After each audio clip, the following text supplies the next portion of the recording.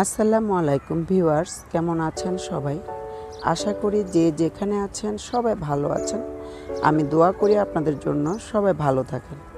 আজকে ছাদ বাগানের আমার আরও কিছু গাছ বাকি ছিল আপডেট দেওয়ার, সেটাই নিয়ে আসছি আপনাদের সাথে। আমি এবার প্রথম প্রথম আসলে বলা যাবে না, এর আগেও আমি লাগিয়েছিলাম কিন্তু খুব একটা ভালো হয়নি। এবার আমার মাশাআল্লাহ অনেক ভালো হয়েছে। এটা হচ্ছে কলমি শাক। কলমি শাকের কয়েকটা বীজ আমি পেয়েছিলাম, আমাকে গিফট করেছিল ভাইয়া। তো মাশাআল্লাহ সেই কয়েকটা বীজ থেকে আমার অনেক শাক হয়েছে, অনেক ছড়িয়েছে।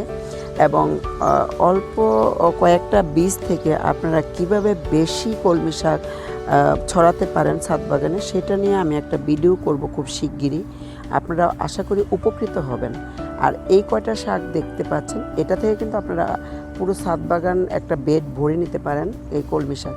সেই টিপসটাই আমি আপনাদের সাথে একটা ভিডিওতে শেয়ার করব। এইখানে দেখতে পাচ্ছেন আমার মানে কি বলবো, আখ, মানে গ্যান্ডারি যেটাকে বলে আখ।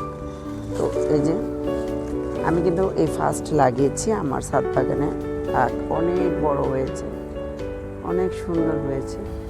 তো আশা করি এবার খেতে পারবো। আর অনেক নতুন নতুন বের হচ্ছে আখগুলো। আর এখানে কিছু মূলো লাগিয়েছিলাম। এটা শাক খেয়েছি অনেক, এখন অলরেডি ছোট ছোট মূলা হয়েছে ভিতরে। তো এগুলো খাবো পরে। অনেক শাক খেয়েছি মাশাআল্লাহ। এই যে ভিতরে কিন্তু অলরেডি মূলা আসছে ছোট ছোট একদম। এটা মাটির নিচে হয়, যখন আমি উঠাবো তখন দেখা যাবে এটাতে মূলা হয়েছে। অনেক শাক খেয়েছি, অনেক মানুষকেও দিয়েছি আশেপাশে। তো এখানে আমার একটা মানে খুব কষ্টের কথা আজকে আপনাদের সাথে আরেকটা জিনিস শেয়ার করছি।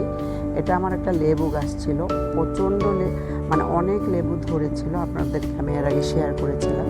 এই লেবু গাছটা হঠাৎ করে একদিন দেখি মানে মরা অবস্থা, একদম মরে গিয়েছে।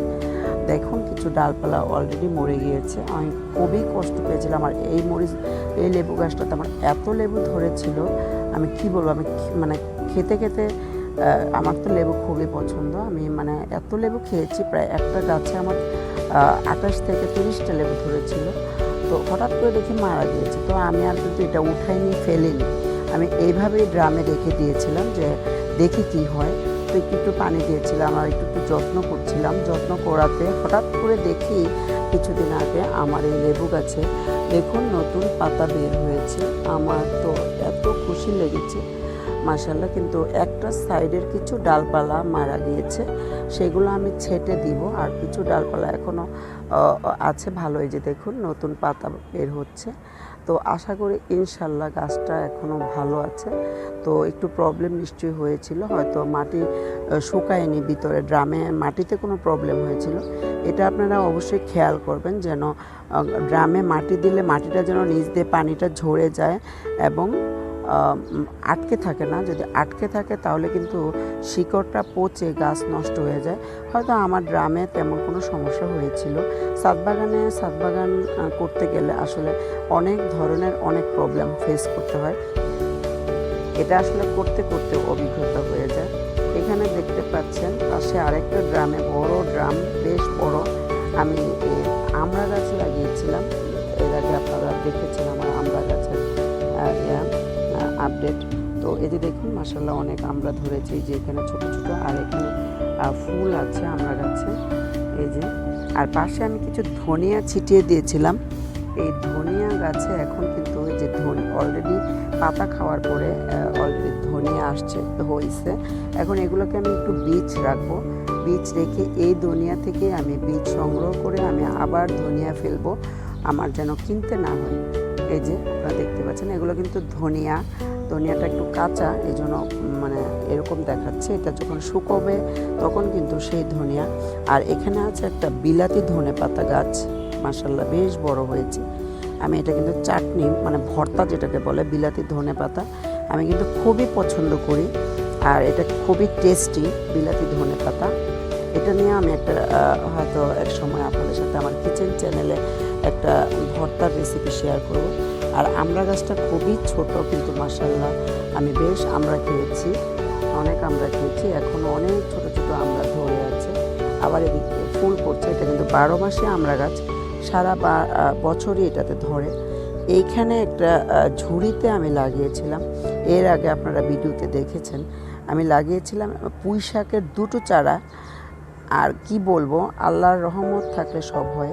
এই পুঁই শাকের 2টো চারা থেকে আমি এত পুঁই শাক খেয়েছি, মানুষকে দিয়েছি। এখন দেখুন, মানে জায়গা না পেয়ে তারা কোথায় আসছে, আর এতটাই সতেজ পুঁই শাকের পাতাগুলো, মানে কি বলবো। আর এখন রমজান মাসে তো খুব বেশি খাওয়াও যায় না। এই যে খুব সুন্দর সুন্দর ডগা আপনারা নিশ্চয়ই দেখতে পাচ্ছেন স্ক্রিনে। আর পাতাগুলো, এটা কিন্তু মাছ দিয়ে, চিংড়ি মাছ দিয়ে অনেক টেস্ট আর এত মজার, মানে নিজের গাছের এত, বুঝতেই পারছেন কোনো সার না তেমন কিছুই দেওয়া হয়নি। তো এটা ইনশাল্লাহ আমি আপনাদের সাথে শেয়ার করলাম যে এরকম ফলের ঝুড়িতে বা তেলের ক্যানে আপনারা পুঁই শাক কিন্তু অনায়াসে চাষ করে খেতে পারেন। এটা কিন্তু খুবই একটা দরকার, মানে হয়, মানে প্রচুর হয়। তো এটা আপনারা অবশ্যই এরকম করবেন। তো বারান্দায় আপনারা লাগাতে পারেন। এখানে আমার একটা বাঙ্গি গাছ হয়েছে, বাঙ্গি গাছ, বাঙ্গি ধরলে অবশ্যই আপনাদের সাথে শেয়ার করব। এখানে আছে বেগুন, দেখতে পাচ্ছেন বেগুন ধরে আছে আমার ছাদ বাগানে। মানে কি বলবো, আমি বেগুন মাশাআল্লাহ আজকে কয়েক বছর ধরে আমি কোনো বেগুন মানে কিনে খাই না। মাশাআল্লাহ আপনাদের মানে আপনাদের দোয়ার এবং আল্লাহর রহমতে। আর প্রচুর চাল কুমড়া গাছ হয়েছে। এখানে একটা চাল কুমড়ার গাছ একদম মাচায় উঠেছে, দেখতে পাচ্ছেন। তো আপনাদেরকে আমি একটু ঘুরিয়ে ঘুরিয়ে দেখাচ্ছি। এখানে কিছু মিষ্টি আলু শাক লাগিয়েছিলাম, মানে মিষ্টি আলু লাগিয়েছিলাম। তারপরে দেখুন কত শাক হয়ে আছে। আমি কিন্তু খুব পছন্দ করি মিষ্টি আলু শাক। এখানে এই যে করলা গাছ, এই যে ছোট ছোট, এটা ছোট জাতের করলা, মানে কি বলে উচ্ছে যেটাকে বলে সেটা। আর ওখানে আছে আমার বড়, এখানে ও ছোট ধরে আছে, এই যে দেখতে পাচ্ছেন ছোট। ইনশাল্লাহ মাচায় উঠে গেছে, আরও ধরবে। এই যে এটা একটা ছোট একটা দেখতে পাচ্ছেন, এটা কি, এটা নিশ্চয়ই অনেকে চিনতে পারছেন, আর অনেকে পারছেন না।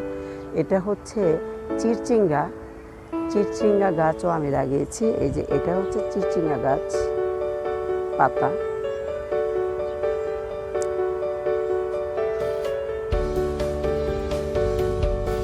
এই যে মরিচগুলো দেখাচ্ছে কাছ থেকে, এই মরিচের আমি বীজ রেখেছি। এই যে মানে ভেবেছিলাম যে উঠিয়ে ফেলে দিব, কারণ এটা থেকে আমি বেশ কয়েকবার আমি মরিচ খেয়েছি উঠিয়ে। তো মানে দেখলাম যে আবার নতুন করে অনেক ফুল আসছে, অনেক মরিচ ধরছে, তো সেই জন্য আর এটা ফেলিনি। এখানে একটা মানে পেয়ারা গাছ আছে, খুবই টেস্টি এই পেয়ারাগুলো। আর এই পেয়ারা গাছে এরকম হলুদ পাতাগুলো কিন্তু আপনারা ছিঁড়ে দিবেন, কখনো এটা দেখলে এই পাতাগুলো ফেলে দিবেন। এটাই যে এরকম হলুদ পাতাগুলো ছিঁড়ে ফেলে দিবেন। আর এখানে একটা ডাটা, মানে এই ডাটাগুলো কিন্তু আমি লাগাইনি, মানে বীজ পড়ে মানে বীজগুলো পড়ে এরকম হয়, এত মোটা মোটা। মানে 2টা ডাটা যদি আমি কাটি আমাদের হয়ে যায়, কারণ আমরা লোক সংখ্যা তো কমই, মানে 4 জনে আমাদের হয়ে যায়। সব মরিচ গাছ আমার এখানে যত দেখছেন সব মরিচ গাছ।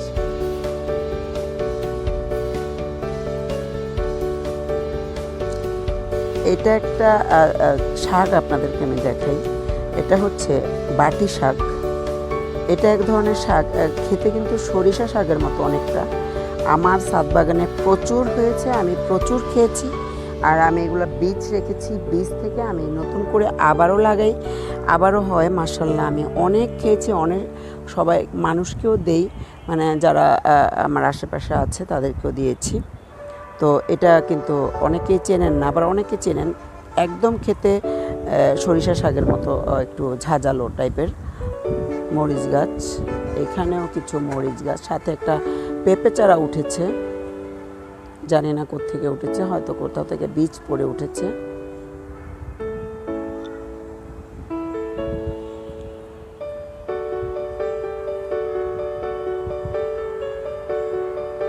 যে সাদা বেগুনের যে আমার গাছটা দেখেছিলেন সেটা আমি কাটিং করে দেওয়ার পরে আবার নতুন করে খুব সুন্দর যে বেগুন হচ্ছে। আপনারা সবসময় কাটিং করে দিবেন বেগুন গাছগুলো, ফেলবেন না, একবার খেয়ে ফেলবেন না। বেগুন গাছগুলো কাটিং করে দিবেন। কাটিং করার কারণে এরকম নতুন নতুন ডালপালা বের হয়ে আবার নতুন বেগুন হবে। এই যে মরিচ, কালো জাতের মরিচ, এটা কিন্তু খুবই টেস্টি, আগেও বলেছি। এটা আমার খুবই দুঃখের কথা, মানে প্রচুর ফুল ফুটে ডালিমের, কিন্তু এখনো পর্যন্ত একটা ডালিমও আসে নাই। মানে এটা নিয়ে খুব একটু রিসার্চ করতেছি, গবেষণা করতেছি যে দেখি কি করলে কি হয়, জানি না। তো সবাই ভালো থাকবেন। আবারও সামনে এরকম আরও ছাদ বাগানের কিছু আপডেট নিয়ে আপনাদের সামনে হাজির হয়ে যাব। সবাই ভালো থাকবেন। এই বড়ই গাছটাতে আবার ফুল আসছে, ওখানে একটা বড়ই গাছ দেখিয়েছি এর আগে। তো এই ভিডিওতে যে আপনাদেরকে আরেকটা, এই বড়িগুলো কিন্তু খেতে অনেক টেস্টি দেখিয়েছিলাম এর আগে। আবারও ফুল আসছে কাটিং করে দেওয়ার কারণে। তো দেখি কি হয় ইনশাল্লাহ। পেঁপে গাছটায় নতুন করে পেঁপে এসেছে, অনেক কচি কচি পেঁপে আছে গাছের করে। ইনশাল্লাহ হয়তো খেতে পারবো। তো সবাই ভালো থাকবেন। আজকে এই পর্যন্তই। আল্লাহ হাফেজ, আসসালামু আলাইকুম। আর আমার চ্যানেলটা অবশ্যই সাবস্ক্রাইব করে বেল আইকনটা অলে ক্লিক করে রাখবেন। আসসালামু আলাইকুম। সবাইকে অনেক অনেক ধন্যবাদ আমার ভিডিওটা কষ্ট করে দেখার জন্য।